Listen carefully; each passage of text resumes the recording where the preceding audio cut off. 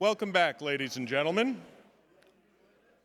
We are sadly at the final session of our day, but it's been a wonderful day. From foe to friend, MacArthur and Hirohito in peacetime. We have called back the gentleman who opened this symposium, our dear friend Rich Frank. Richard Frank is a combat veteran of the 101st Screamin' Eagles, served in Vietnam. He is the preeminent Pacific War historian, and nobody will fight me on that. We are blessed to have so many friends and so many of the top scholars, not just in the country or in the world, but to have Rich on board with us since the founding of our presidential counselors, the advisory group that comes and tells us what we could and should be doing, what we're doing right, and often what we're doing wrong. But Rich has been one of those integral members from the get-go. He is the author of Downfall, Guadalcanal, the MacArthur biography, and his latest book, I should say, not his last book, Tower of Skulls, which is the first book in his trilogy on the Asia-Pacific War. As a counselor, he has been heavily involved with us as it pertains to public programs such as our conferences and symposia. He's also been advising on exhibitions, with the biggest role having served as the chief historical consultant for our Road to Tokyo permanent exhibit. And he has also traveled all over the world with us, both Europe and the Pacific. So it's my pleasure to pass it over to my friend and fellow Mizzou Tiger, Rich Frank.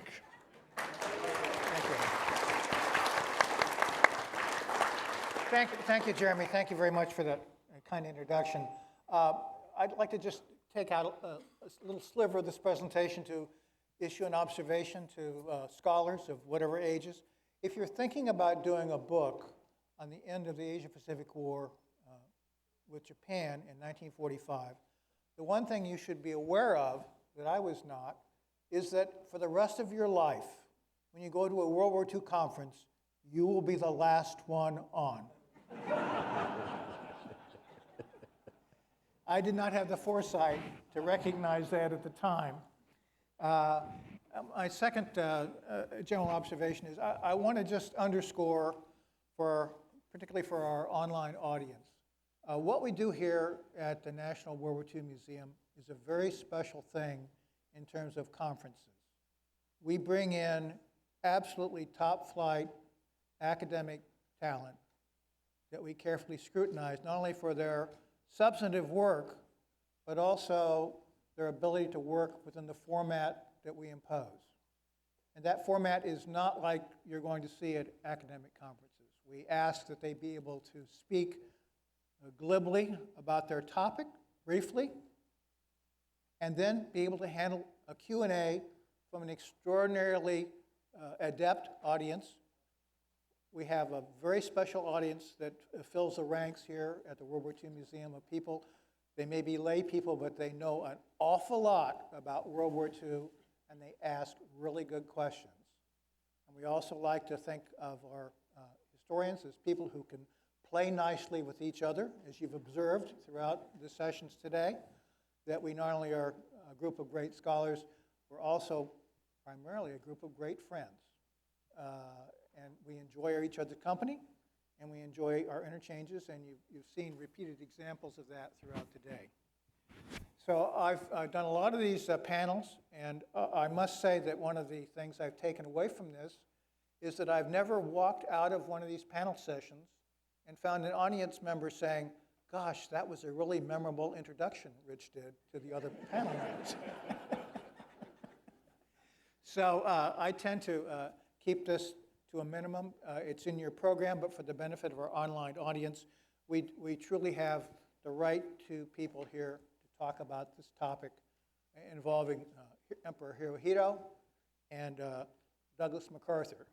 Some people would say, he who shall not be named, sometimes with respect to the Asia-Pacific War. Noriko Kawamura is a professor of history at Washington State University. She actually was a student of Robert Butow, who famously wrote Japan's decision to end the war back in the 1950s, which is still a book people read It was a phenomenal piece of work at the time, and it has endured the way few other publications have through the decades. She has done a number of other publications, and I'm not going to spend a lot of time on those, but I will say she's done one book that's already been published about Emperor Hirohito and the Pacific War, which in my view is the best account in English that depicts Emperor Hirohito the way he really was as a personality, as a policymaker, as a god for the Japanese at the time. And it's deeply researched. It's a very thoughtful account that takes ample account of what others have written and has good and bad things to say about certain other people's work, I think, which is very useful. But I think she really gets to the heart of what Hirohito was really like. She's working on a book now, a very important book, on Hirohito into the post-war period, and she's made some really extraordinary finds, some of which we'll be sharing with you in this panel today.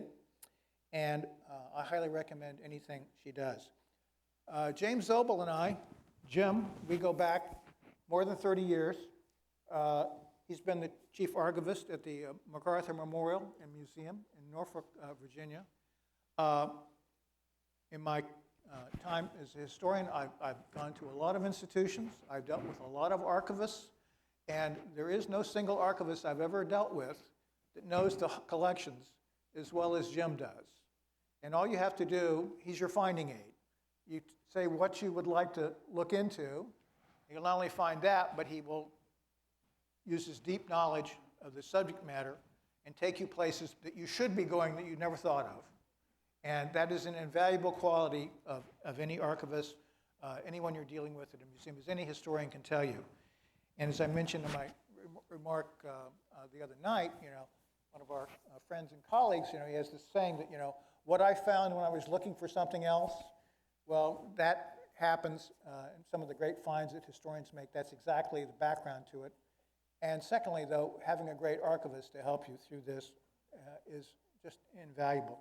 And the MacArthur Archive by itself is an invaluable institution. They have copies of lots of material that's at the National Archives, but it's blessedly well organized and readily accessible to historians. So I cannot recommend it too much today. So what we're going to do is we're going to talk about these two critical figures, Emperor Hirohito and Douglas MacArthur, and the transition to the occupation of Japan and the events that occur in conjunction with that through the late 1940s into the end of the occupation. So the first thing we're going to do is we're going to turn to Jim to talk a little bit about Douglas MacArthur and sort of this deep background that you think people should know about MacArthur. Sure. Is it up on the screen? There we go. There we go. Well, as you probably all know, Douglas MacArthur was chosen in August of 1945 to be the Supreme Commander of the Allied Powers.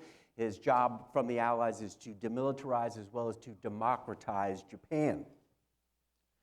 MacArthur is also he's pretty much given more power than any American has ever been given. He's going to have control of about 70 million Japanese. And his belief is that he wants to use the emperor to be able to then work with the Japanese government to do all these reforms that the Allies are going to ask him to put upon Japan. Emperor Hirohito is the 124th in the line of rulers of Japan, and as it says in the Meiji Constitution, he's not above the state, he is the state. And the emperor is sacred and inviolable, and he is looking to preserve that imperial institution. And these two are going to have a relationship that not only carries them through all those reforms of the occupation, but it's also going to result in a transformation of Hirohito from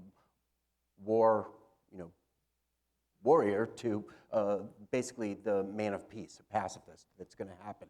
Now, MacArthur has some former contacts with Japan. In 1905, his dad, Lieutenant General Arthur MacArthur, went to Japan as a military observer of the Russo-Japanese War. He got there right after it ended in March of 1905, and then he became the military advisor to the group, the delegation, American delegation that was coming over to work on the Portsmouth Treaty. And he, after working with this group, he plans to have this massive tour of Asia, and he asked his son, Lieutenant Douglas MacArthur, to join him in Japan.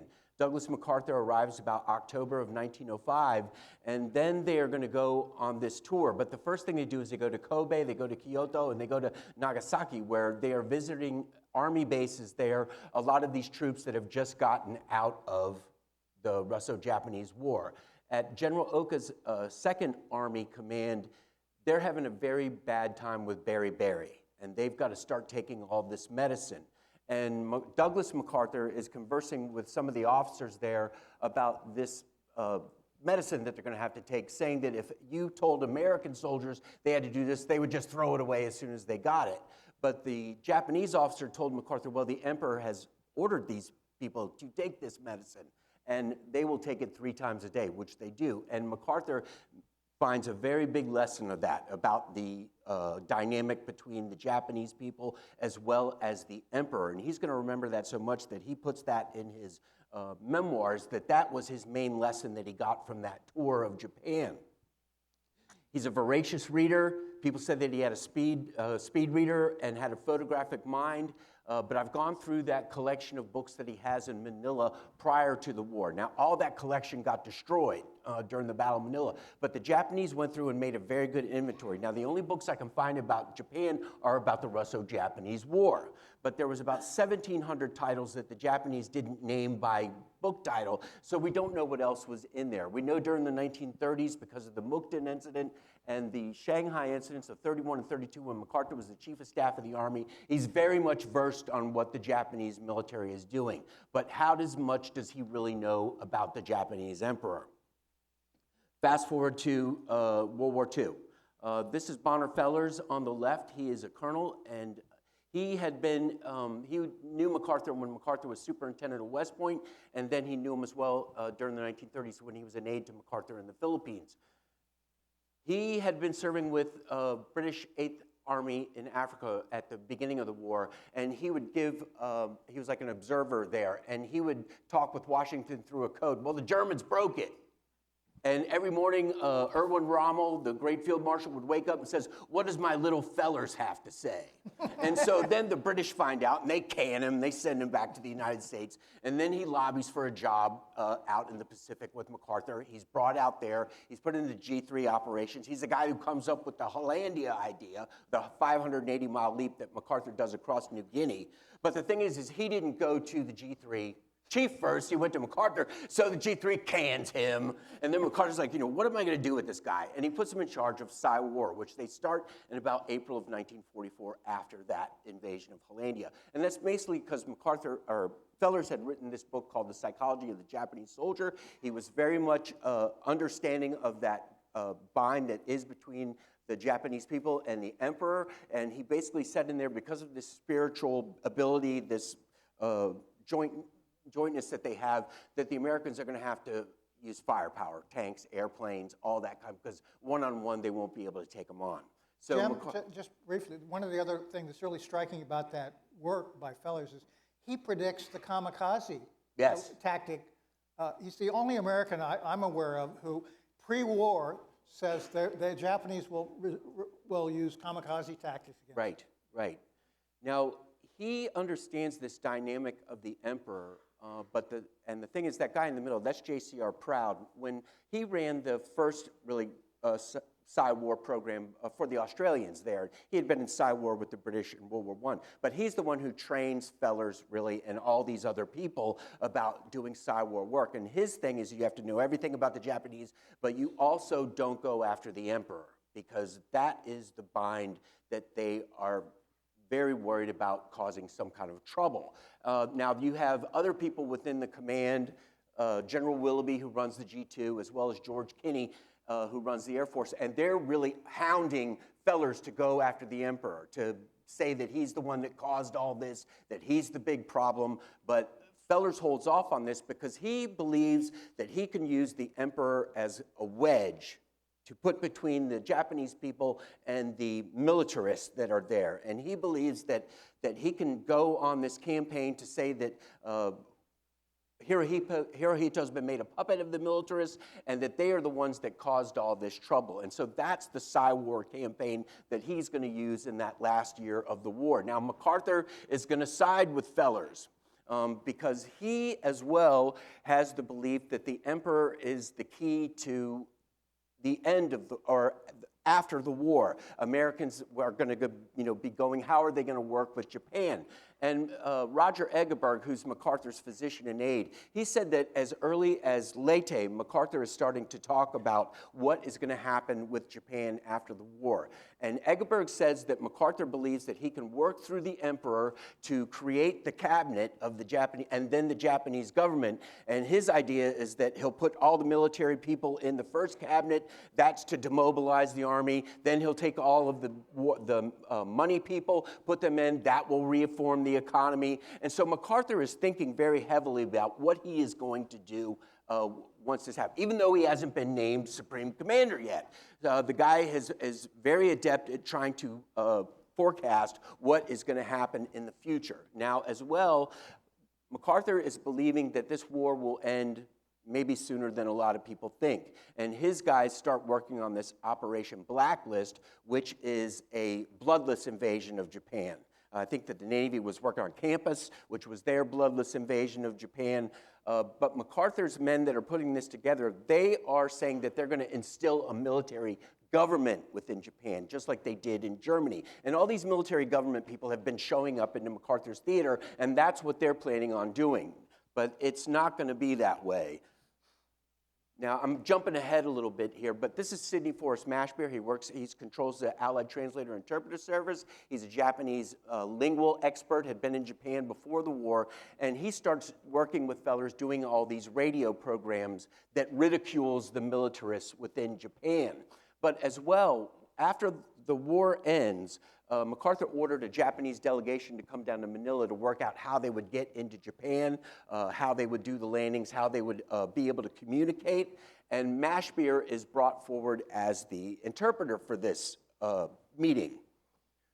During the meeting, they're going over the surrender text, and it comes clear that in one of the passages where they're talking, where the emperor's oath is in there, so to speak, they use the informal wakashi for I, but they don't use the imperial we, which is the chin. And Mashbeer notices this because the Japanese delegation there is just really losing their mind because it is such an insult to the emperor. They don't want to bring this information back, that's what they're going to have to put in there. And so Mashbeer goes to General Sutherland, who runs this, who we talked about earlier, and they say, fine, yeah, we'll change it right there. It causes a big change in the atmosphere. The Japanese delegation knows they're not going to be humiliated there. But after it's over, Mashbeer goes to MacArthur, and MacArthur said, you did exactly the right thing. I do not want to debase him in the eyes of his people. And this is exactly what he had told Egeberg as well before, that the emperor is a prisoner of Tojo. He is a prisoner of the militarists. And this is what MacArthur is going to believe, but he's a prisoner of those feudal lords that they have. Now, July 26th, we talked about the Potsdam Declaration comes out, and MacArthur doesn't get a copy of it before, but they find, they know about it immediately after it's happened. And MacArthur says to Fellers, they're not going to accept this because it doesn't delineate what is going to happen with the emperor in this. Very prescient about that because they ignore it. And it's mainly over that stipulation. And of course, that brings on the bombs, which we've talked about. And then as well, the Supreme War Council, where Hirohito finally comes to the fore and makes that deciding vote that they will go for peace. And this is really that first element of changing the emperor from the warrior chief into this man of peace, this pacifist who's against war, because when they make the decision to end the war and the emperor reads that into the recording about the surrender speech, he doesn't mention defeat. He doesn't mention surrender. He just says basically we've run out of friends in the world and things have changed for us. But he also says that it's up to me to end this now before the whole world is destroyed by these atomic bombs. Therefore, reasserting that idea that I am this man of peace. Now, right after the speech was broadcast to the Japanese people, the Prime Minister Kantaro Suzuki comes on the radio after him and says, "We have failed the emperor. This defeat is on our shoulders, not on the emperor's." And then right after that, Prince Naruhiko Higashikuni, who is Emperor Hirohito's uncle, will be given the new prime ministership. That cabinet is to surrender to the Allies. But he's going to make a speech where he says, it is the sin of the people and not the emperor that we have been defeated. And this is once again this element of the cabinet ministers as well as the imperialists there wanting to hold on to that dynasty because it is the Kokutai, the national polity of Japan at that point. It always has been. And the remarkable thing I think John Dower says is that after Hirohito made that recording, he wrote a letter to his son Akihito. And his main worry is that the Americans would invade and they would get the hallowed mirror, they would get the sacred sword, they would get the sacred jewel, which is the relics of the empire, of the imperial family. And then at the end of saying that, he says, and of course for the Japanese people. So his main obligation is to his ancestors who have bestowed upon him this royal legacy, and he does not want that to be destroyed, and the Japanese that are around him are going to do everything they can to make this continue on. Let me just intervene here briefly in the role of chair and say that I am forgiving all of you of your sins. You're not responsible for anything that we've done today. Now, after MacArthur is chosen as Supreme Commander of Allied Powers, the Potsdam Declaration had really said nothing about the emperor, but he's given the August 12th guidelines of what's going to happen when they go in for the surrender, and it says the emperor and the Japanese government are subject to you. As well, when he flies out on August 29th to go to Japan, he lands in Okinawa, and that's where he gets the basic United States post-surrender policy. This is State War Naval Coordinating Committee document 150-4, which says that you can work through the Japanese government as well as the emperor. That's because they knew they were going to have incredible problems trying to control 70 million people, installing a military government that nobody speaks Japanese. And so this is the idea that MacArthur is then, okay, this is my ability to go in and work through the emperor. When he lands at Atsugi, he lands with no weapons that he's wearing. Of course, you got the 11th Airborne there, but here, Winston Churchill will say this is the bravest act of World War II. And MacArthur said, I had the emperor's word. I was never worried 1 second because I had the emperor's word. September 2nd on the surrender, at first they had stipulated that Hirohito would sign that. I don't understand how they got out of that, but MacArthur's speech is about, we have reached Armageddon. We are at Frankenstein, or Armageddon's doorstep. War has become Frankenstein, that we have to move forward into a world of tolerance and justice. And the Japanese delegation on there hears this and they go, okay, this is a guy we can work with. And when after the thing is over, after the surrender ceremony is over, Shigemitsu goes to meet Hirohito and tells Hirohito what has happened on the battleship.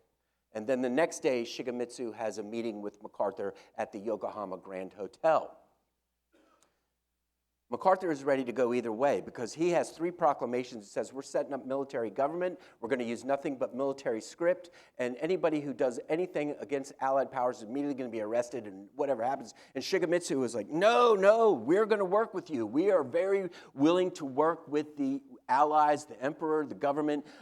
We are at your call. And MacArthur accepts this. He even says, praises the emperor for having made that surrender at that point and going against the militarists. Now, the problem is that Shigemitsu goes to the Japanese press, and this all comes out in the press. We were able to convince MacArthur to be able to change his ideas. So immediately the JCS sends MacArthur this message: the emperor and the government are subject to you. You've got to remember that point. Of course, MacArthur remembers it, but he's trying to work this thing out because he believes that still, that now that he's got the Japanese government willing to go, that he can work these changes that he wants to do.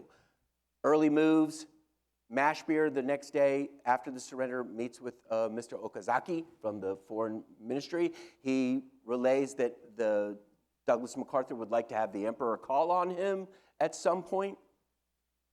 Elliot Thorpe, the guy in the middle, he runs counterintelligence. He's made kind of the controller of Hirohito. No press or anybody from the Allies can go see Hirohito unless they have clearance from Thorpe. As well, MacArthur has told Thorpe to start doing a survey of what do the Japanese people think. Do they want to keep Hirohito in position and in power at this point? And so he, as well as Hugh Alexis Johnson, Paul Rush, all these other Japanese experts, they're going to do these surveys, and they're going to come up that, yes, the Japanese do want to keep the emperor at this point.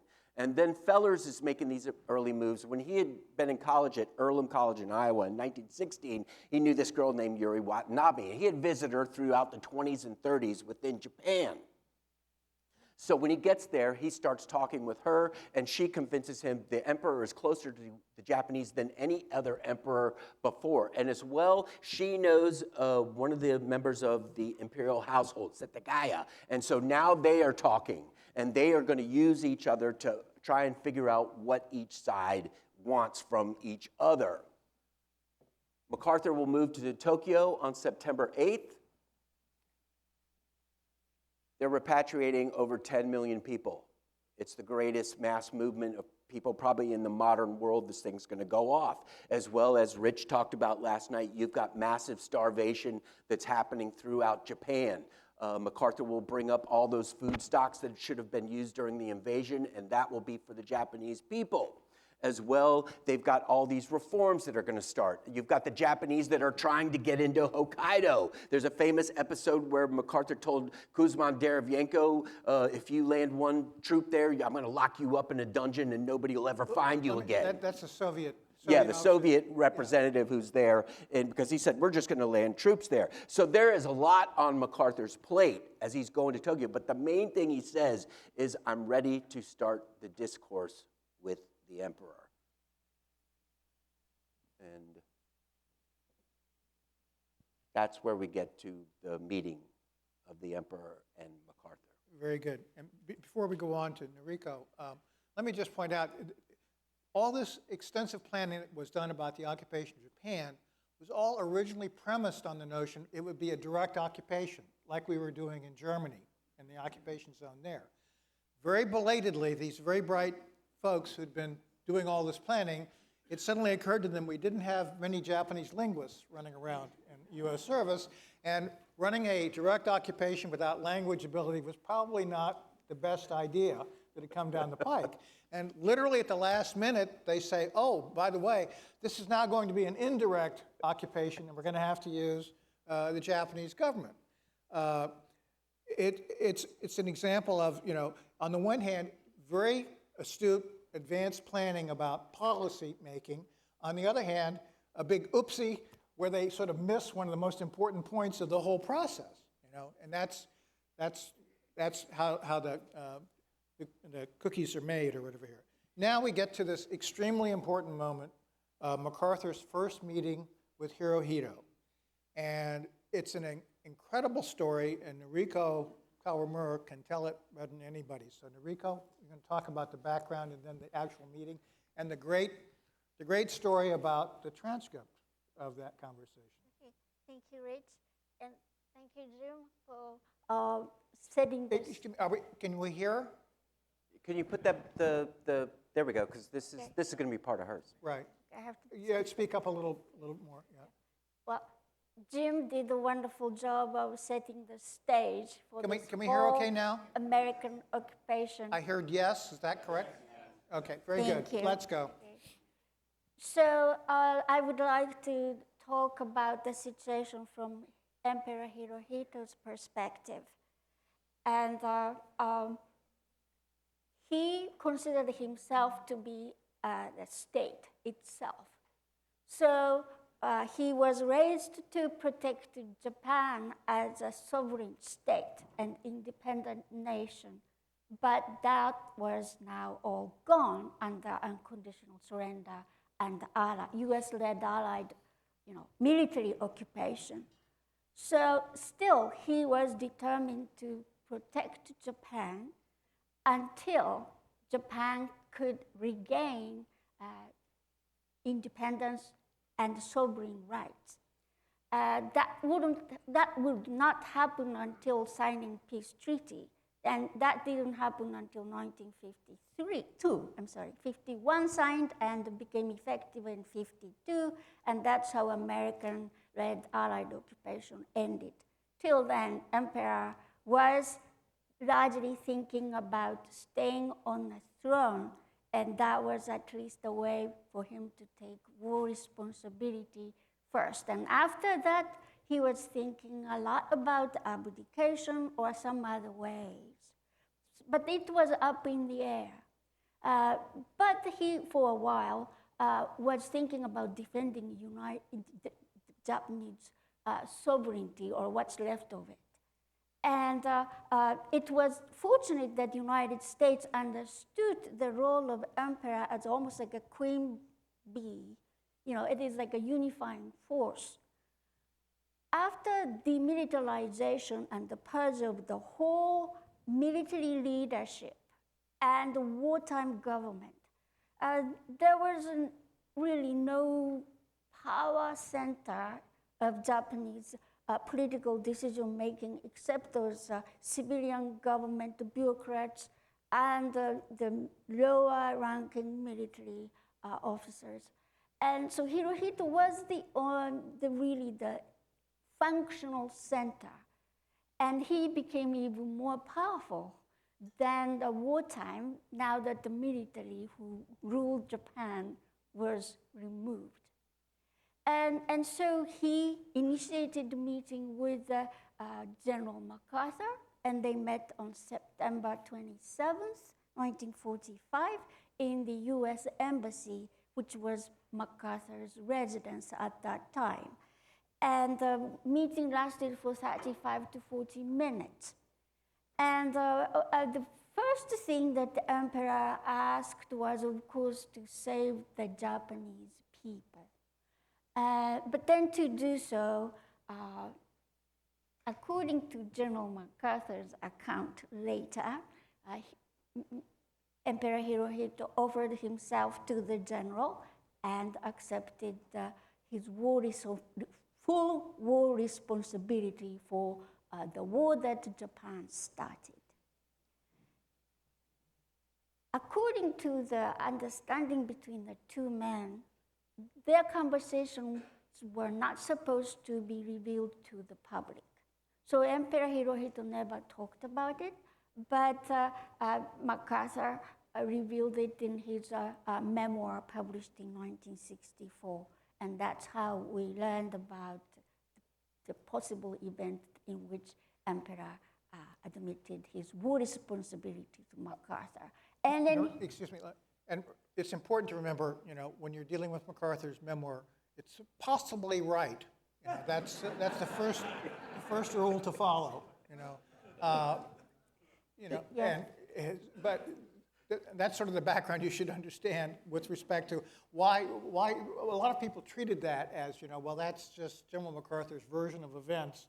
We're really not sure based upon these things, but let me go back to you. Yeah. So the distinguished historian John Dower, who wrote the famous book Embracing Defeat, he said probably MacArthur's statement in the memoir was ornamented, exaggerated events that actually happened. And many of us who studied documents, available documents, believe that there is enough ground to make a strong case that Hirohito indeed accepted his war responsibility. And his reflections and recollections later sort of confirmed that. But anyway, but then whether Hirohito really accepted or responsibility or not continues to be a controversy even in Japan, because the official chronicle of Emperor Hirohito, published by the Imperial Household Agency a few years ago, had the whole record of the first meeting of MacArthur and Hirohito, which was written by the interpreter. There was one interpreter who was Japanese official from the foreign ministry. His name is Katsuzo Okumura. So he wrote the whole record of this meeting, and it was finally published. But that document in print did not include Hirohito's words accepting his war responsibility. So the controversy continues, but then other memoirs and the testimonies and the later recollection by Okumura himself and so forth basically confirms or supports the argument that Hirohito actually admitted war responsibility to General MacArthur. That's why General MacArthur was so impressed by the first gentleman of Japan, in his words. And why is that the case? Actually, it turned out that Okumura, right after the meeting, wrote up Let me records. just, again, Okumura is the translator. Translator. He's the guy who's actually present in the room next to the two guys as they're talking. So he wrote up the record of the conversation, in which there was indeed a sentences saying that Hirohito offered himself and admitted his full responsibility for the war that Japan started. And then he just said, please save the Japanese people, that sort of thing. Why do we know that? Because he turned into the palace and showed it to Emperor Hirohito, but before the document reached Hirohito, Grand Chamberlain, Admiral Fujita, read it and then passed it on to Emperor. And he remembered the words were in it about war admission. So he wrote about that later in his memoir. So that document went to Emperor, and Emperor read it. And usually he would return all those documents coming from Foreign Office, return back to the government officials. But in this case, he kept it, didn't return it to Okumura. The reason was probably because Hirohito promised General MacArthur never to speak about their conversations. So Okumura had to produce another record. And then, of course, it would be submitted to Foreign Minister Shigeru Yoshida, who is known for his position never to allow Emperor Hirohito to accept war guilt or war responsibility. And he stayed with that position all the way until peace treaty was signed. So there was obviously a pressure from Foreign Minister Yoshida upon Okumura to remove the phrase of war admission by emperor. War responsibility admission by emperor.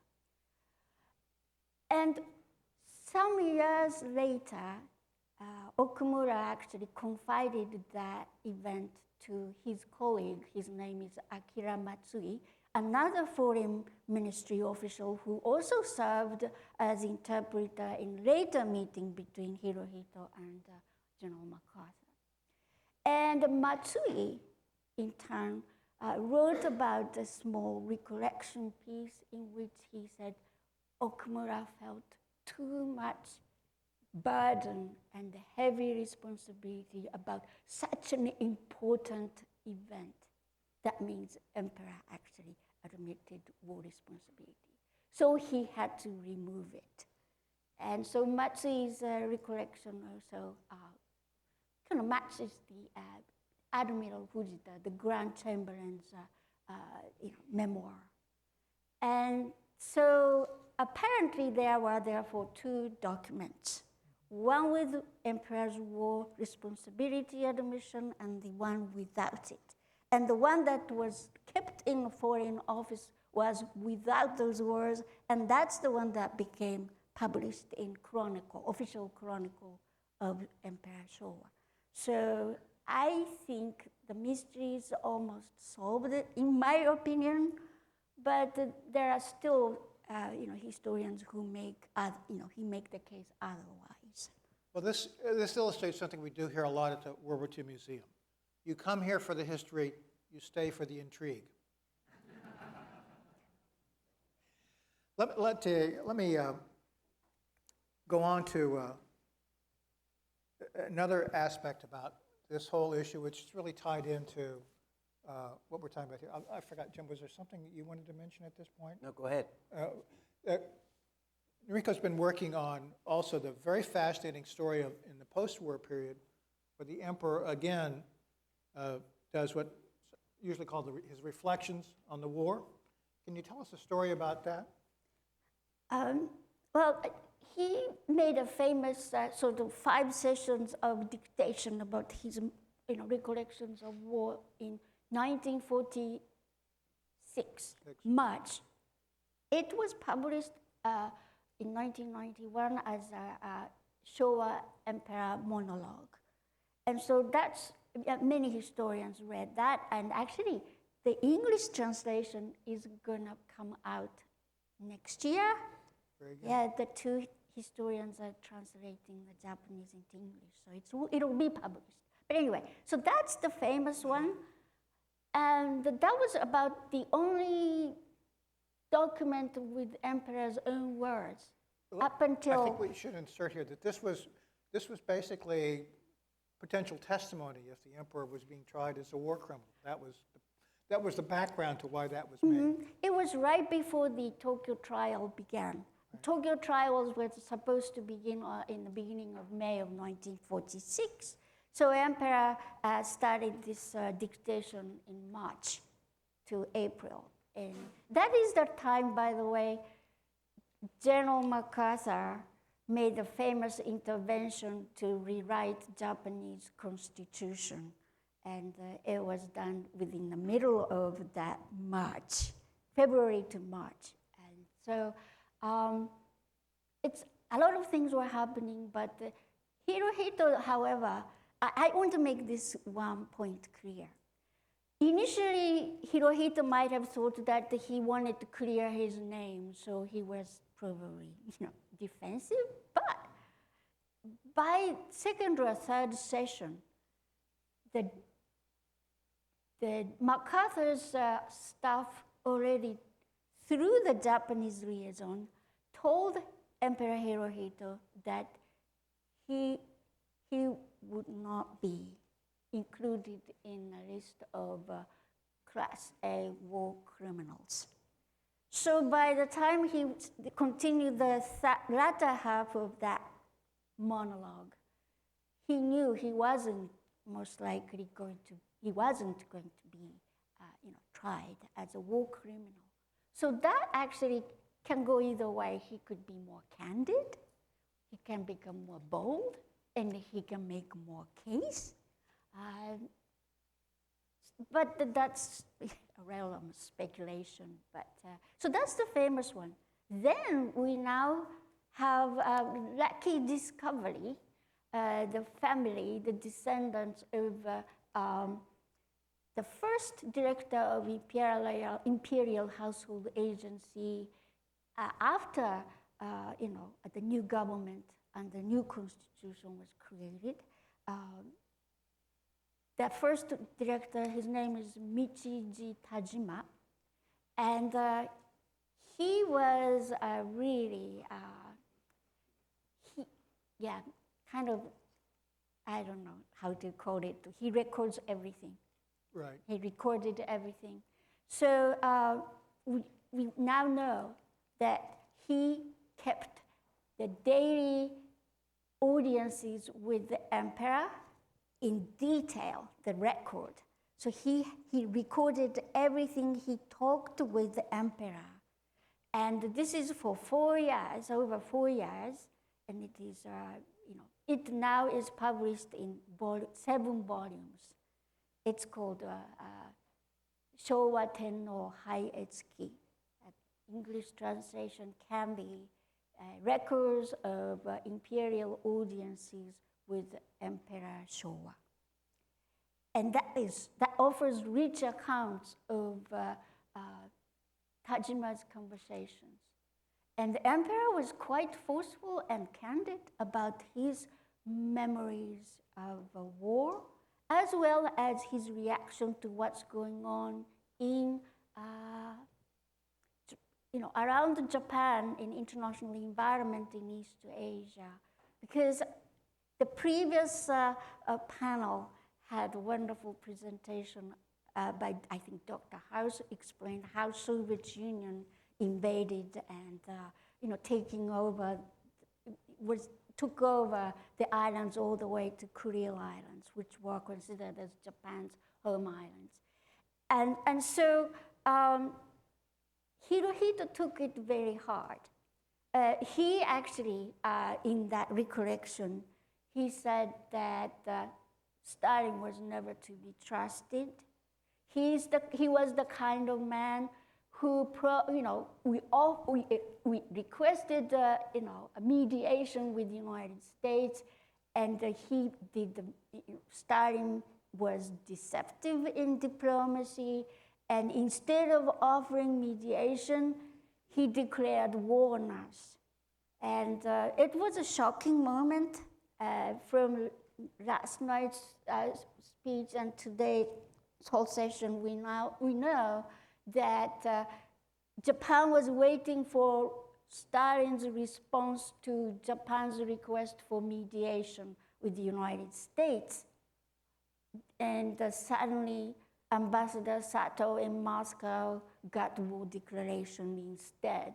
And it was like really flap on the face. And atomic bomb came as first punch, and then Soviet declaration of war came as a second punch, and then 1-2 punch, and even the hardest, I would say hardest of the hardliners in general staff, Army general staff, like Vice Chief of Army General Staff, General Torashiro Kawabe, succumbed to, that's it, yeah, no more. And so that happened between August 8th, 9th, that 2 days. Because, after Hiroshima, there was Soviet declaration of war on Japan, and then Nagasaki came. So, so to make a long story short, I have to go back to that. So the point I wanted to make was, Emperor Hirohito was really afraid of the Soviet Union. He had been afraid of Soviet Union even right before Japan decided to go to the south and then attack Pearl Harbor. And so now the fear, his long-time fear, came reality. Now the Red Army was threatening to take over Hokkaido. And eventually, the Red Army was going to take over 600,000 Japanese as POWs, and they were all taken to Siberia or scattered throughout Soviet territory and used as a forced labor or just a prisoner who were subjugated to the re-education, basically conversion to communism. And MacArthur even had a difficulty persuading Stalin to return those Japanese POWs. And they were there for a long time. The last one did not come back for another 10 years. And so that was hard on Hirohito. So what I'm going to say is, I'll make it short, Japan was fighting for the existential threat from both the foreign occupation, Americans who tried to basically transform Japan into democracy in its own image, American image. While from the north, the Soviet Union was taking Japanese territories as much as possible and tried to expand communism. And his decision was obvious. He looked at General MacArthur and trusted him, and he trusted the Americans. He needed American protection, military presence and protection, and assistance for the starving Japanese people. So it was obvious. And all those things were all stated again and again throughout the Cold War in this recollection. And the funny thing he said, he was reliving World War II in a strange way. He was afraid of the Japanese militarism and ultra-nationalist fanaticism in 1930s and 1940s. And at one point, he told Tajima, there is a distinct parallel between two developments. The Japanese ultra-nationalists and militarists' fascination and the enthusiasm with Nazism and fascism in 1930s. Now, the Japanese leftists and communists and socialists and the labor unions, their fascination with communism, advocated by both China and the Soviet Union, and that is 1950s. And he saw the parallel. And so that's where he was heading. So he became a really quiet but stern sort of supporter of Japan's alliance with the United States. And he remained that way throughout his life. Let me just insert here a couple points. We've sort of touched around about this, but one of the aspects about the end of the war is that the Wangtang Army in Manchuria surrenders, and a historian named Andrew Barchet wrote a wonderful book called The Gods Left First, and he got Soviet archival documents showing that by Soviet count, they got about 660,000 Japanese military POWs upon the surrender in August, September 1945. Of that number, the Soviet numbers were that just about 61,000 of them would die in captivity. They were used as slave laborers. There were also a very large number of Japanese civilians who were in Manchuria because Manchuria had been heavily colonized by the Japanese after 1931-32. We have a number of different numbers with respect to how many of those Japanese civilians died in Soviet captivity. One of the lower end numbers is about 180,000. There's one of the accounts by John Dower puts the number of total number of Japanese both combatants and civilians who died or disappeared in Soviet hands at between 400,000 and 500,000. If you subtracted the military POWs, that would give you somewhere between just about 340,000 to 440,000 Japanese civilians who died in Soviet captivity after the end of the war. Either one of those numbers would be higher than the total number of deaths from Hiroshima and Nagasaki, just about under any number you choose to use. 180,000 deaths would be more than Hiroshima. So when we talk about mass Japanese death at the end of the war, one of the large components of that are Japanese civilians who died in Soviet captivity, which was a very major part of what happened with respect to the end of the war in terms of the Soviet role in the end of the war. Jim, did you want to talk a little bit about, I've always been wondering, what did MacArthur's understanding of how the Japanese, and particularly the emperor, regarded his dismissal by President Truman in 1951? Well, I mean, it's basically an abrupt thing. I mean, both Yoshida and Hirohito are kind of shocked by it, of course. Hirohito makes the last final visit to see MacArthur the day before he leaves. Of course, they had 11 more meetings after that first one, and we don't know the contents of any of those meetings. You had some people within the government said, yeah, he's gone. It didn't make any kind of difference whatsoever. The occupation had run through that whole reform period up until about early 1947, and then MacArthur had said he wanted to end the occupation and have the peace treaty then. But the thing was that there's turmoil all over Asia. I mean, you've got the Chinese Civil War going on, you've got Korean Civil War going on, you've got all the colonials being kicked out of all the areas, and people back home within the government, like George F. Kennan, William Draper, who's Undersecretary of the Army, they're very worried about, like Noriko said, the Japanese being taken over by the communists if they have a peace treaty right then. And so that's when the second phase of the occupation happened, which is what they called reverse course, in which they're going to try and build up Japan as a Cold War ally. So that had taken all through its course.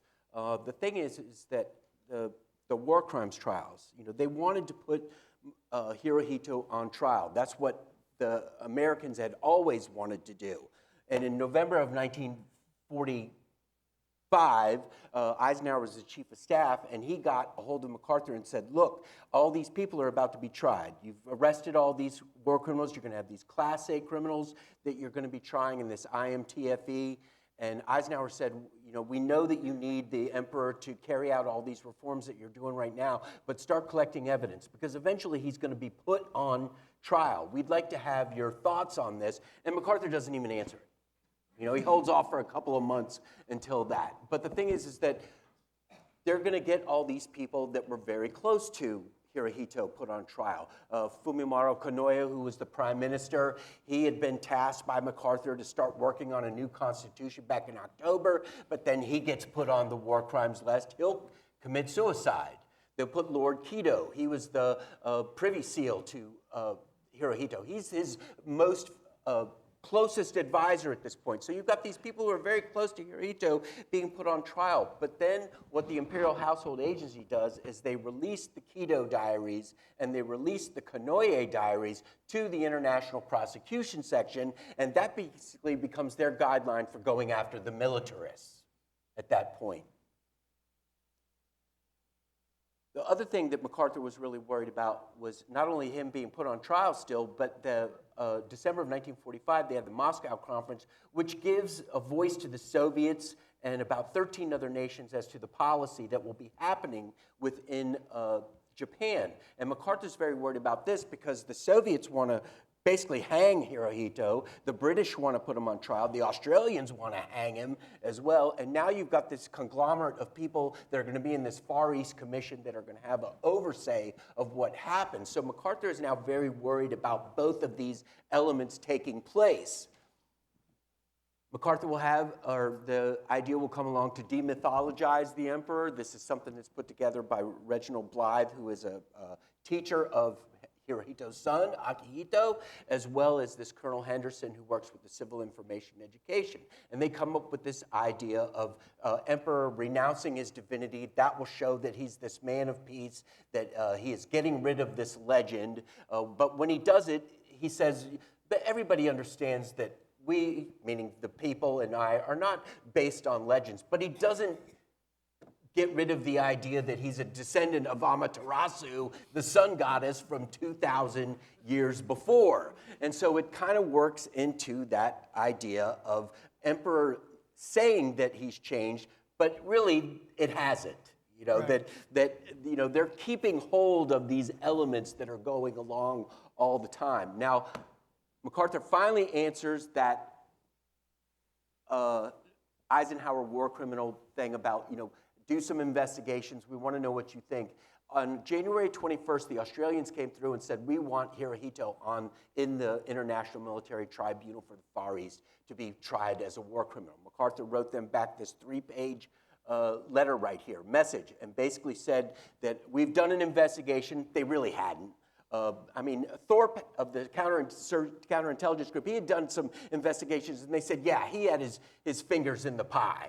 They knew what he had done, but they needed him to carry out all those civil liberties reforms and everything that they were pushing through the Japanese government at that time. So when MacArthur writes this, he says that people thought that Potsdam was contractual, You know, it was unconditional, but that's what the Japanese thought.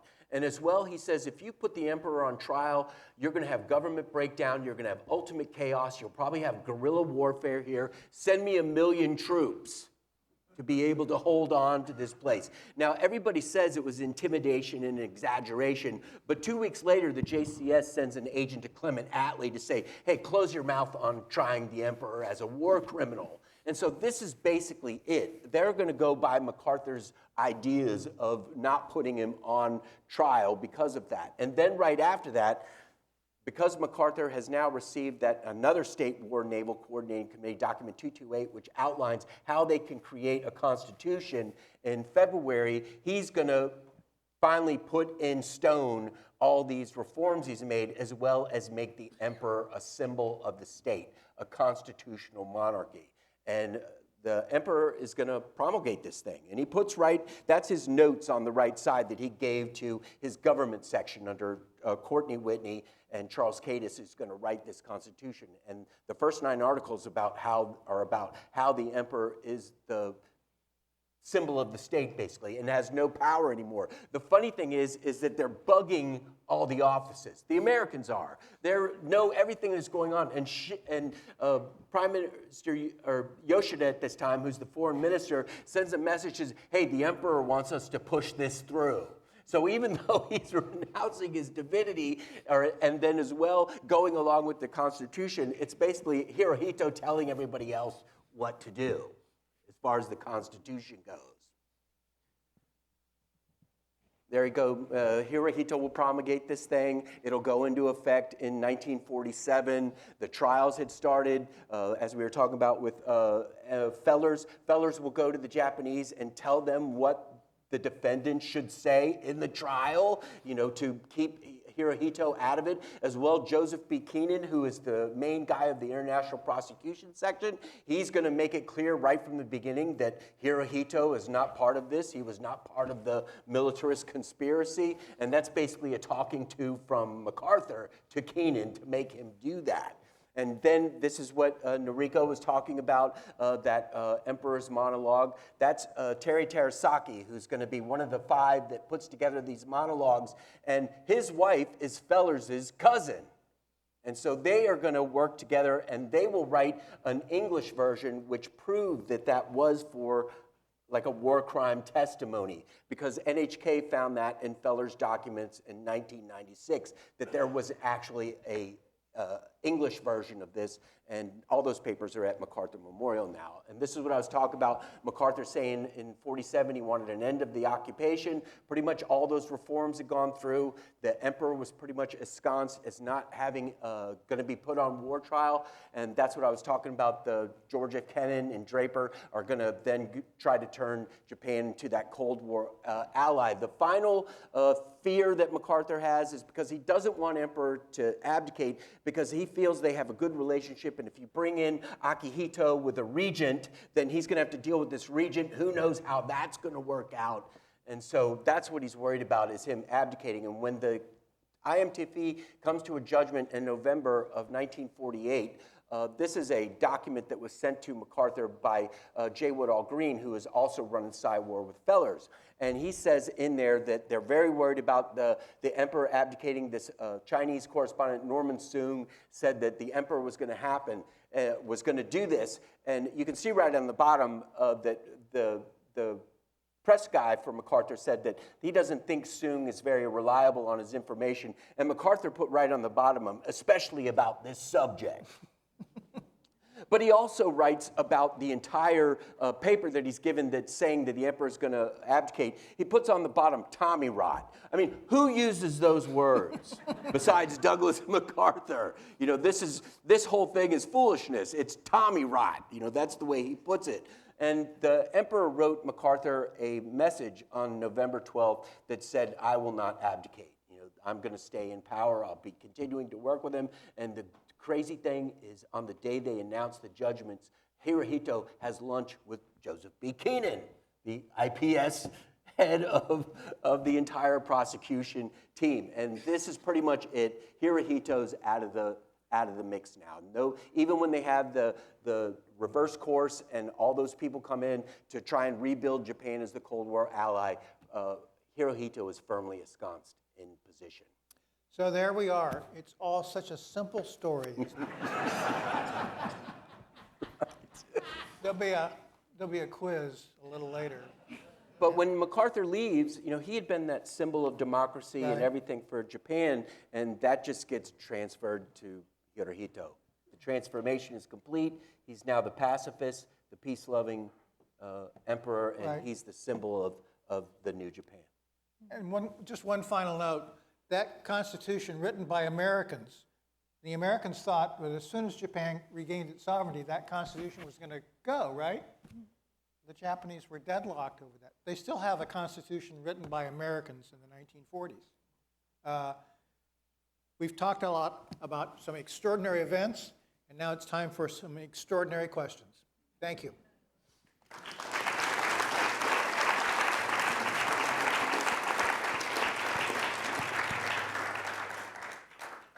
Now, we have intentionally had a longer session to wrap up, and we intentionally placed Rich's chair so that if there are any questions at the end of our symposium here, please ask our panelists and probably direct it at Rich. But let's focus the first questions on Jim and Noriko first, please. So was the Treaty of San Francisco simply a tying up of all of this that had been done, everything you've been describing, and the relationship between MacArthur and the emperor, and now the Cold War ally development of Japan, the second event?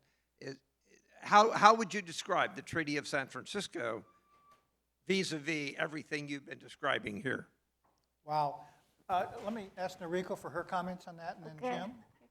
So San Francisco Peace Treaty was a partial peace treaty in terms of relationship between Japan and the Allied powers. The People's Republic of China was not even recognized as a state by the Americans, but the Taiwan did not participate in that peace treaty.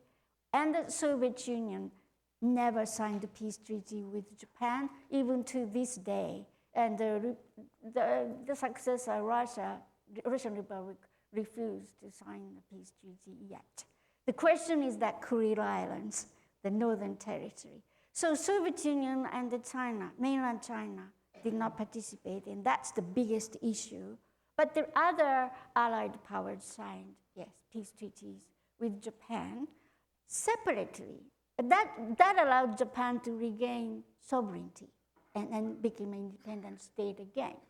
And the Japanese government is literally the Japanese government, as we know today. And separately, US and Japan, on the same day, signed the famous or infamous Mutual Security Treaty that allowed the Japanese islands to be used by United States armed forces. Yeah, and the Okinawa still was under whole American occupation. It was returned in 1978, 72? That's about right over here. And also Iwo Jima was returned to Japanese control in the 1970s. I'm sorry, I've forgotten exactly which year. Jim, did you want to comment about that? Yeah, it puts Japan under that American nuclear umbrella. I mean, they had had a lot of back and forth during the occupation. Would they just hold Okinawa, which was what MacArthur wanted to do? I mean, early MacArthur thought they would be this agrarian culture that has no army, no ability to defend itself. But then the Japanese, they really want to keep those bases in Japan, and they worked that out in about 1950 when they had the delegate go to America and work on that. So when it comes down to the time for the treaty, yes, it seals the deal with everything that's happened there, but it's mostly that security treaty that has been the problem. How will Japan defend itself? How can they defend themselves? Will they renounce this, the renunciation of war clause, Article 9, which is in the Constitution with them? So it's been something that is carried on for 80 years now, that they are going to have to do something with.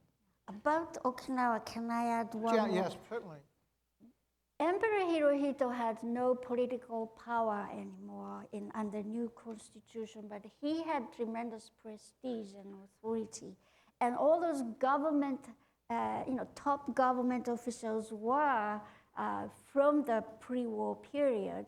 So they all revere the emperor still. So they continue to have audience and made reports to the emperor. Anyway, about the issue of Okinawa in 1947, the MacArthur and the Japanese government were negotiating about what to do and about peace terms and then what about Okinawa. And emperor quietly sent a sort of back-channel diplomatic sort of envoy and conveyed his willingness to allow the United States to keep Okinawa occupation, and so long as residual sovereignty of Okinawa belongs to Japan. That means hopefully in the future Okinawa might come back to Japan as a sovereign territory. But so that message had a very important impact upon the further negotiations that allowed the US to keep Okinawa for another decade. Thank you. Jeremy?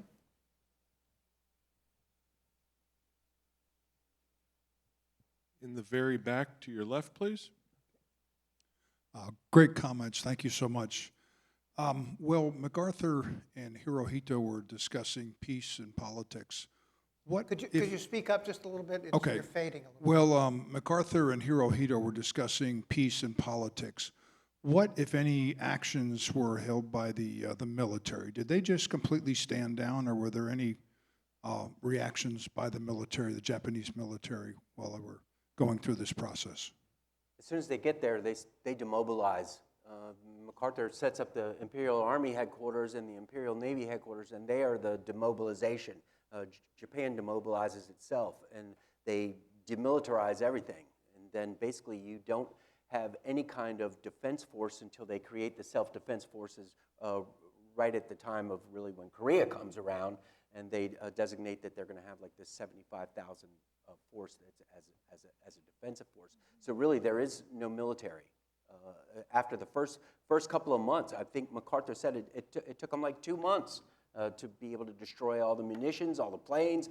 That's why you can't find any kind of Zero anywhere to put in a museum or anything like that, because they destroyed everything and they demobilized everybody. I mean, you had 3 million Japanese troops that were still in Japan when they get there, and they demobilize all of them, and then you've got to bring home 6 million more and demobilize those guys all over the next few years. So yeah, the military really had no voice anymore. The famous Article 9, that's the renunciation of war in Japanese constitution that MacArthur and his staff wrote. So Article 9 really, and Article 1, those two are the two most important points that MacArthur insisted that the Japanese must accept. Article 1 is emperor as a symbol of the state and unity of the people, with the sovereignty belonging to the people. So popular sovereignty with the limited constitutional monarchy. That's Article 1 concept. And Article 9 is that renunciation of war, and Japan would not use war as a means to solve any international disputes. And Japan will not own Army, Navy, Air Force. But later, they just changed the interpretations to allow self-defense forces, because self-defense is the right of sovereign state, and that's not unconstitutional with, even under Article 9. So that's how the reverse course happened in the Cold War. But point I want to make was it was MacArthur who insisted on Article 1 and Article 9, and he is the author of Article 9. Let me just, Jim's correct. I mean, it's an astonishing story how rapidly the armed forces of Japan were demobilized. There was one exception. There were some Imperial Army intelligence officers who decided that, well, the occupation's going to begin, we don't know how it's going to go. What if it really becomes very onerous or whatever here? And so they made plans and preparations burying weapons, equipment all over Japan to potentially arm an insurrection, should it come to that afterwards. And one of the little themes that shows up during the post-war period is Japan regains sovereignty and then regains prosperity, and the urban areas are expanding and they're creating suburbs, and they keep digging up rifles and ammunition, and then in one place an armored vehicle had been hidden away. So a symbol of exactly how things might have gone differently had the occupation gone differently. Next question is going to be near the center aisle towards the back. I'm just curious as to, in this day and age, is the study of World War II as popular in Japan as it is in the United States? Are there like symposiums such as this taking place? No. we just opened a MacArthur exhibit in Miyazaki, which is on Kyushu, and that's the first major MacArthur exhibit that's ever been in Japan. 80 years later, and the people that came to this were amazed because they didn't know anything about the story. And now they're more amazed because we set up this exhibit, and then I started sharing the plans for Olympic with Miyazaki, which was one of the main targets for that. And now they're out of their minds because they've realized they were the main target for invasion in 1945. So no, they don't really know anything about it. Well, I grew up in Japan, so in public schools, a history textbook, there was such a thing called Pearl Harbor attack, and there was such a thing like Nanjing Massacre, or the Pacific War. We call it the Pacific War. So we do learn the history, but usually in the Japanese history, because it's so long from before, Common Era, Right. so 2,000 years of Japanese history, teachers usually run out of time by the end of semester. Right. Same here. I was at a conference one time where a joint conference with some Japanese scholars, and one of the exhibits at that conference were American and Japanese high school level textbooks. It was very interesting to look at the US version and the Japanese version. And in the Japanese version, even if you couldn't read the Japanese language that well, you could tell just by the images and the arrangement that it moves rather rapidly from Pearl Harbor to the atomic bombs. Just like, you're there, and then they move on from there. So that's how history is taught. There's also an episode I'm aware of when Clint Eastwood's a movie, Letters from Iwo Jima, came out, and it was shown in Japan. It was a sensation because the generation that was watching that movie, because they come up to the system that they had virtually no real understanding of the history. And when they realized through the movie that there were all these remains that were still in Iwo Jima, or whatever here, it was quite a shock, and it started a public discourse in Japan about recovery of remains or whatever here. And not too long afterwards, I was at the U.S. National Archives, and I'm walking by this table that has a number of Japanese ladies sitting at it. As I go by out of the corner of my eye, I'm looking at the boxes to see what it is, and I see it's mostly about Iwo Jima. So I stop and I chat with them, and they explain that, well, they're part of a non-government organization that, based on what had happened with the movie and the public reaction to that, they'd been given funds to come and do research in U.S. archives about potential graves on Iwo Jima. And that was all due to the Clint Eastwood movie. Well, I go back to bookstores to see the amount of books on World War II. Actually, there is a substantial shelves of the Pacific War or World War II. Even there's really unfortunate stories of Unit 37731 and all this.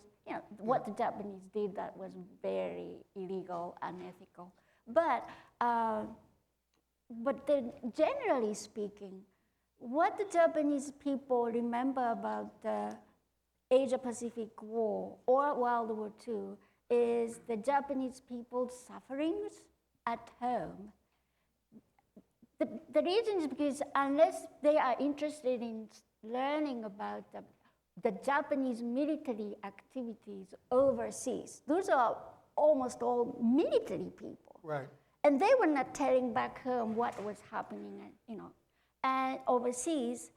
So the Japanese people in general who were eager to write about World War II experience were all at home, the civilians who were misled, but also became the target of later American air raid or atomic bomb and so forth, or starvation in general, like my parents' generation. So what the Japanese people who were living in home islands, what they remember were sufferings by and large. And the military who went there and then did terrible things to Asians and enemies in the Pacific, they would not talk about it, unless they were forced to, or those who were conscientious enough to write about it. So that's how history is shared with the current generation. That's a very interesting insight about. We're going to stay to your right towards the back, please. Okay. I had two quick questions. Did any of the top militarists or their top staff commit seppuku? And were they rounded up by MacArthur to prevent that from happening? And the second question was, who was the last Japanese soldier to surrender or find out that the war was over? I think it was 1977 or 78. Someone came out of the woods, I think in the Philippines. Yeah. You want to talk about the last Japanese soldier surrender? Well, we know that's, like we were saying, Onada that was in, I think, Bataan Island. You're right. Yeah, in the Philippines, had survived for a long time. Killed a lot of people, I think, Yeah. to survive, and a lot of people have labeled him more as a serial killer than anything else. Right. The guy just didn't think the war was over and just wouldn't surrender until late on. About the people committing seppuku, yeah. I mean, Tojo tried to kill himself right before he got arrested. Shot himself right in the chest and missed his heart. I think didn't Ugaki fly out? Ugaki, yeah. Yeah. Admiral Ugaki, who was he was very much heavily involved in the kamikaze effort, particularly at Okinawa, when the surrender announcement was made. He wrote his last little comments, and then he boarded a plane as a passenger that took off to perform one final kamikaze mission against U.S. forces. And we don't really know for sure exactly what happened, except the plane and Ugaki and the crew disappeared. Crashed. It crashed. There's speculation about that, but we don't really know.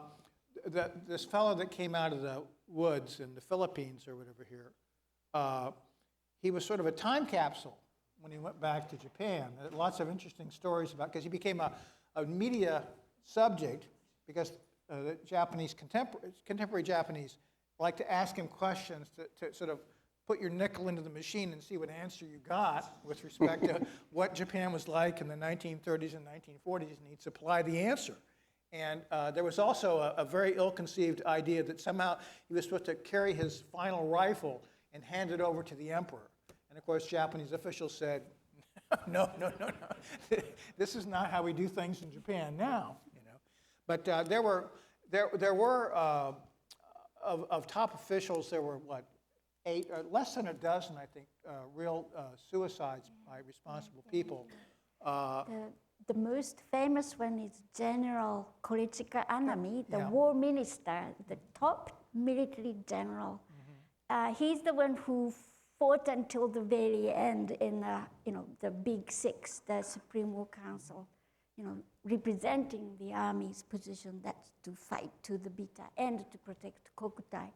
And so the night before Emperor Hirohito made the famous radio announcement of surrender, he committed suicide, and really ritual suicide in his residence. And that became a famous movie twice. It's called Japan's Longest Day, made in 1967 and then remade in 2015. Yeah. And Anami is just, he's like a prototypical classic example of Japanese drama and novels. Conflicted obligations, that's always the center part of the thing. And to a degree, he did fight to the end to continue the war, but at the end of the day, we were very fortunate. He put his loyalty to the emperor above the militarist view that the war should go on to the end, and if necessary, Japan suffer extinction rather than surrender. I mean, there were literally Japanese militarists who believed that it would be better for the whole nation to die than for Japan to ever surrender. So, as I mentioned before, to me, I can't say often enough that rather than look at this and say, well, it was a near miss, it could have gone this way, could have gone that way, to me, the thing really ultimately is sort of a miraculous deliverance. Everything had to sort of go right and not go wrong at various moments, and it could have gone much, much worse than the way it actually went. Next is going to be farther to your right towards the back. Thanks. I'm curious about what Hirohito's attitude was towards the people who did go on trial for war crimes, and especially the people who survive, right? So there's a few people who are executed at the Tokyo trials, but there's a lot of, like even Kido, for example, lives until the 1970s. So what's Hirohito's attitude towards the war criminals, especially as they're released in the 50s? His attitude towards those who were being tried as war criminals, he had a lot to say about that. Well, he, as a commander-in-chief of Imperial Japanese Army and Navy, he actually did not want to give up any of his generals and admirals to the occupied force. And at one point he even said, can I just offer myself and then so that I can save all those generals who took orders from me? But that didn't work out. So that tells you about his feelings. He did not like the army. He did not trust the army, and he, at one point or another, even asked the top officers, generals, are you lying to me? That's the extent of his distrust of the army. But in the end, they were all his men, and so he had really conflicted emotions about them. He trusted the Navy more. And if you look at the Grand Chamberlains, they were all former admirals. And so there is that, he's sort of biased toward the Navy, not the Army. But then within the Army, people like Tojo, he trusted Tojo, and at one point he even said that, Tojo was one of the men who followed his orders very closely and acted, promptly rather than kind of going around the system. And so he was defensive of Tojo, but in the end, he gave up. And one thing he said, even in his recollections, was that about the Pearl Harbor, the Hirohito wanted to make sure that Japan will declare a war or something of an equivalent, like ultimatum, before attack on Pearl Harbor. But Tojo did not really follow Hirohito's wish. So he had to tell publicly later to the press that, Tojo tricked me. That was not a good way to say it, but maybe he said it to some extent of that he was disappointed in the way Tojo cabinet handled the non-declaration of war before Pearl Harbor.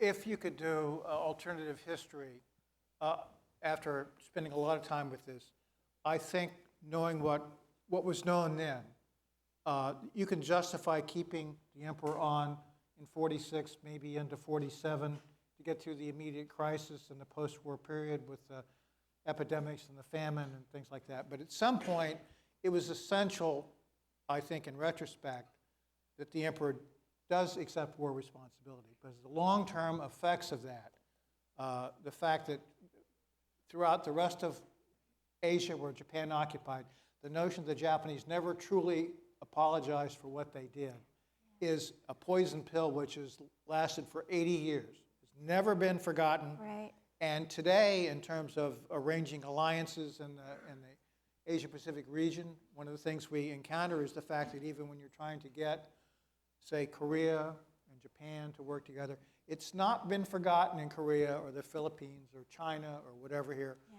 World War II is still very much with them, even as much as it's been forgotten by Americans. It's very, very much remembered by peoples of those nations, and it has not gone away. Can I add Tajima's the new discovery? Emperor and the Tajima worked hard to publicize Emperor's apology for his war responsibility. And they wrote so many drafts. And then Emperor was hoping to publicize that at the time of the ratification of the San Francisco Peace Treaty.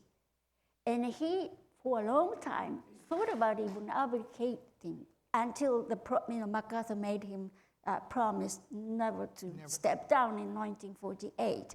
And so after that, he was not thinking of abdication much, but he all along thought about apologizing publicly for his responsibility of failure of his virtue.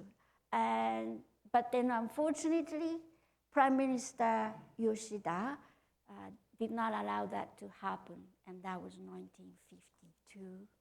Yeah. We're going to have one final question all the way to your right, about halfway back. Yeah, thanks. This was wonderful, guys. I just was wondering how the food distribution, because that was so essential to MacArthur. How did the food distribution? I'm sorry, we're having trouble hearing you clearly. How was the food distribution handled from the Americans in occupation to the Japanese civilians? How was the food distribution? What was the plan of the food distribution? What can you go into the detail of how they did this? How did they keep this island nation from starving? The short answer is no, I can't. Look, they knew it was the urban areas.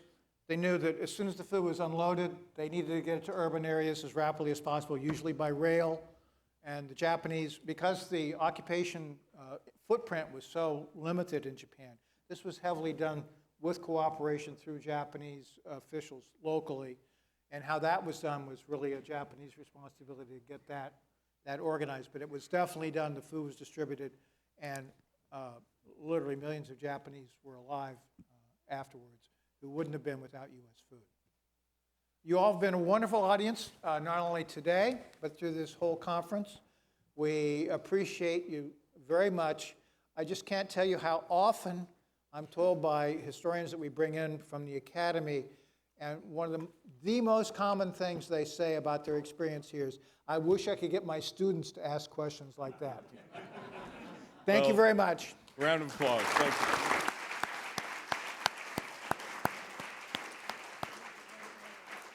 Well, thank you to Rich, Noriko, and Jim for rounding this out. I think as I started this morning, I referenced what you all already knew. It was the 80th anniversary of the bombing of Nagasaki. This panel sort of helps explain why we've been pretty good, not always perfect, but pretty good partners in peace, which is one of the lasting legacies of World War II, that two of our strongest allies in the world are Germany and Japan. Thanks to all of the speakers. Let's give a round of applause to all of them.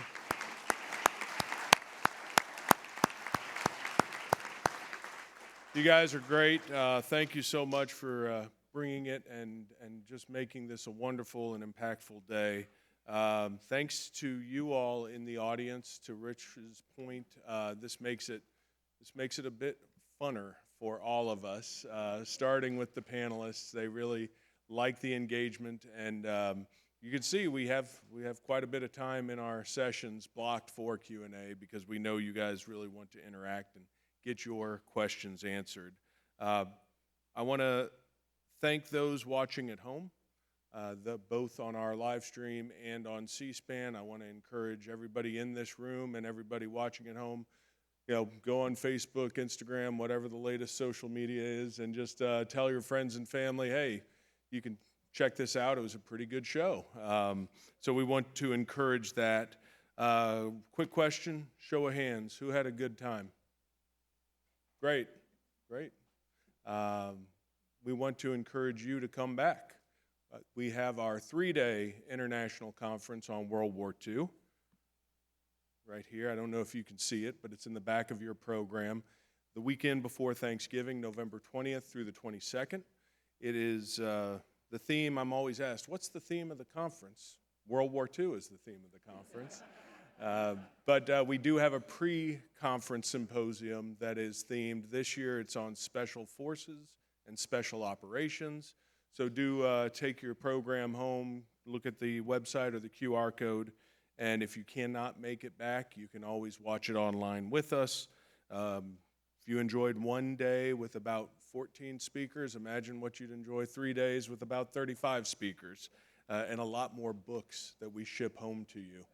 So I want to thank our AV team for running smoothly, running on time.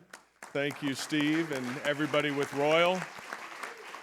I want to thank my partners in the travel department. Many of you came here for your first time or your first program, but because you had already traveled with us overseas. The travel department is integral in executing these programs with us, as is retail, as I just mentioned, selling a lot of books, but also the Higgins Hotel staff and our partners at C-SPAN, Delia, Justin, team. Thank you all for being here. Thanks for letting us share our content with your viewers. And let's go buy just a few more books. Join me, join Rich, join Noriko and Jim out in the retail outlet, and we will see you hopefully in November or sooner. We are adjourned.